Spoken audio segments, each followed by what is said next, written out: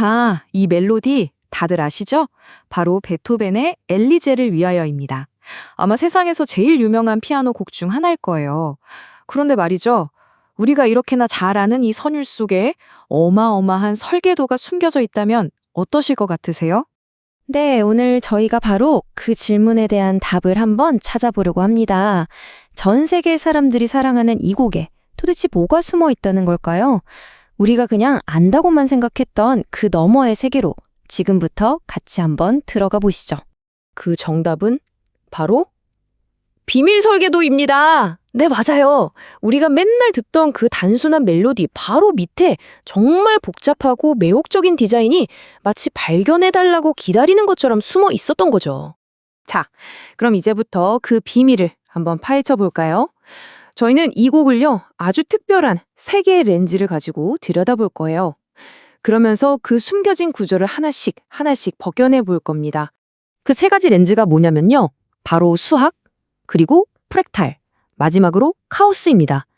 그러니까 완벽하게 짜여진 구조부터 시작해서 부분이 전체를 똑같이 닮아있는 신기한 패턴, 그리고 똑같은 곡인데도 모든 연주를 다 다르게 만드는 그 미세한 차이까지. 이 세 가지 층이 어떻게 이 음악 안에 절묘하게 녹아 들어가 있는지 지금부터 같이 보시죠.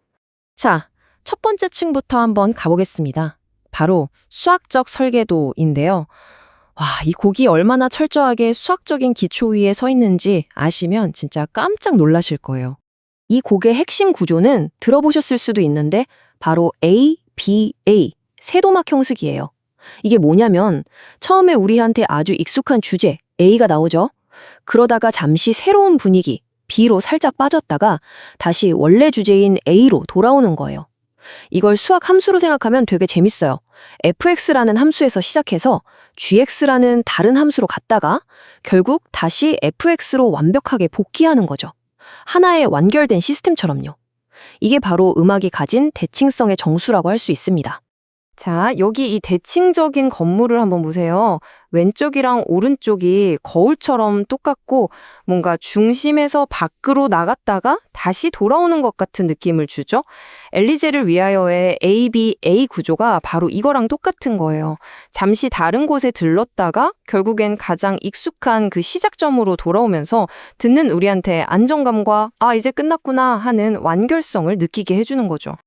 그러니까 말하자면 이 아름다운 건축물이 가진 대칭의 원리가 음악 속에 그대로 녹아 들어가 있는 셈이죠. 신기하죠? 근데 더 놀라운 게 뭔지 아세요? 그 유명한 도이포 멜로디 있잖아요. 미레 샵 미레 샵. 이것 자체도 아주 엄격한 수학적 규칙을 따르고 있다는 거예요. 마치 다음 숫자가 정해진 규칙에 따라 착착 나오는 수열처럼 각각의 음이 이전 음이랑 정확한 간격을 지키면서 한 칸씩 움직여요. 그러니까 물 흐르듯 이어지는 게 아니라 딱딱 끊어지는 단계들이 모여서 만들어진 멜로디라는 거죠. 자, 좋습니다. 그럼 이제 다음 층으로 넘어가 볼게요. 방금 본 이 수학적인 패턴들이 여기서 끝나는 게 아니라 완전히 다른 차원으로 확장되거든요.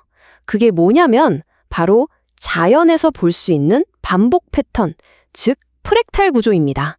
프랙탈 좀 어렵게 들릴 수 있는데 이 고사리 잎을 보면 바로 이해가 돼요. 여기 작은 잎 하나를 떼서 보잖아요. 그럼 이 작은 잎의 전체 고사리 잎의 모양이랑 똑같이 생겼어요. 엘리제를 위하여가 바로 이 고사리 잎처럼 패턴 안에 또 다른 패턴을 품고 있는 구조라는 겁니다. 이런 구조의 핵심 원리를 자기 유사성이라고 불러요. 말 그대로 자기 자신을 닮았다는 뜻이죠. 눈송이의 작은 가지 하나가 전체 눈송이 모양을 닮은 것처럼요.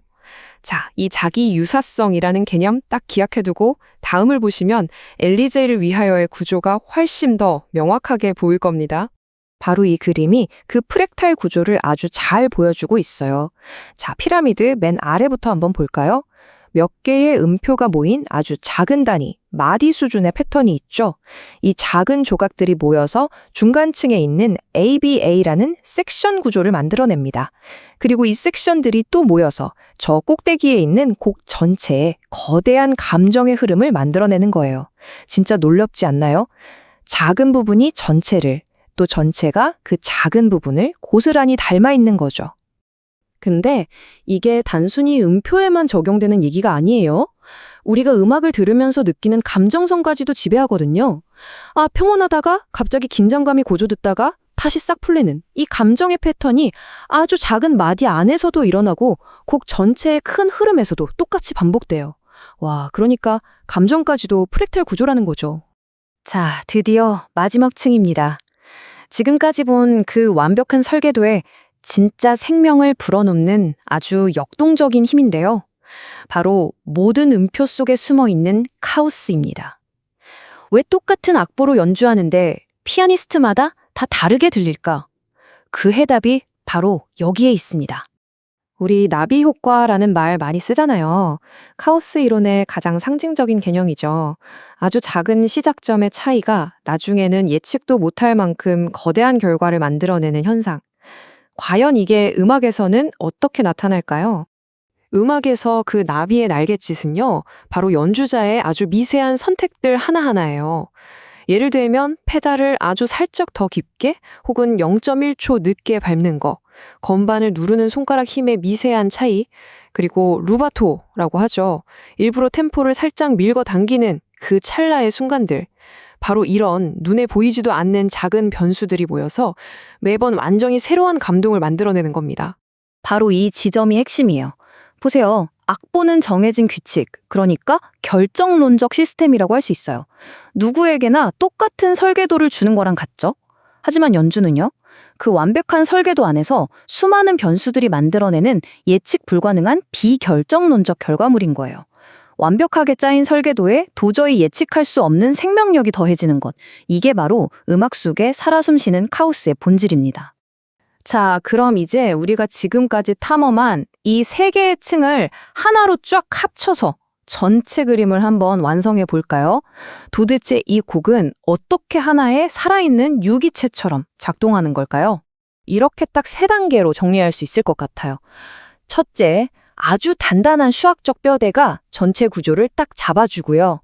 둘째, 프랙탈적인 반복이 그 뼈대 위에 살을 붙여서 형태를 만들어요. 그리고 마지막 셋째, 카오스적인 변주가 그 완성된 몸에 숨결을 불어넣어서 비로소 살아 움직이게 만드는 겁니다. 바로 이 한 문장이 오늘 저희가 탐험한 모든 걸 요약해주는 것 같아요. 이 곡은 수학적으로 설계된 구조 위에 프랙탈적인 반복이 쌓이고 여기에 연주자의 카오스적인 변주가 더해져서 매번 완전히 새로운 결과를 만들어내는 하나의 살아있는 시스템이다.